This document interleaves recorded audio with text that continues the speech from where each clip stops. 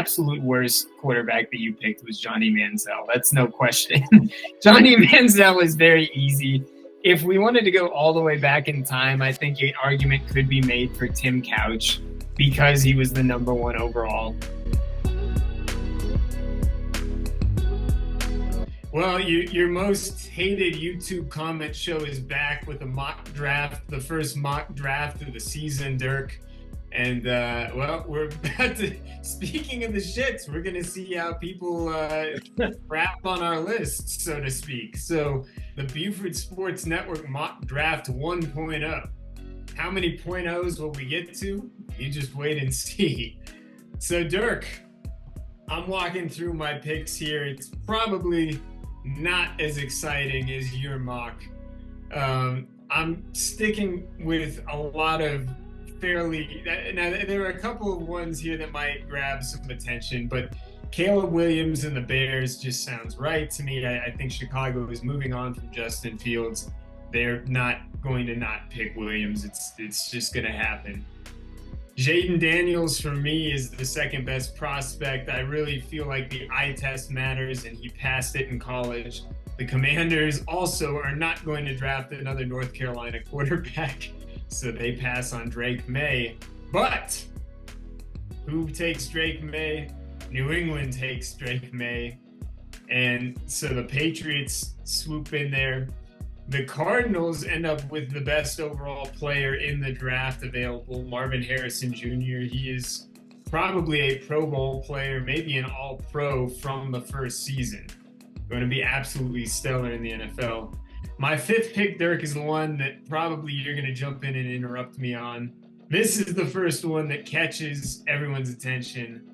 Yes, we are reaching a little bit, but the Los Angeles Chargers take, again, we're going best players available, Brock Bowers, an absolutely elite tight end with the fifth pick. Now, Dirk, let me ask you this. If we turn the clock back and the San Diego Chargers selected Antonio Gates, fifth overall, retrospectively, no one would complain, right? No, and you're exactly right here, Mike. Look, I actually don't mind that pick at all. And it would be, I wouldn't put it past Harbaugh to go ahead and go get Bowers. He's easily, head and shoulders above all other tight end prospects this year. Now, the worry you have is, does this turn into a Kyle Pitts where he was considered generational talent, right? Not something that you'd see in the next 10 years. And here we are, another, top 5, top 6, pick, and it's being used on a tight end. Now, you got to hope that the Chargers don't go the way of another AFC West team that has picked a lot of tight ends in recent years. And if they go that route, it's risky, but I think it's worth the payoff.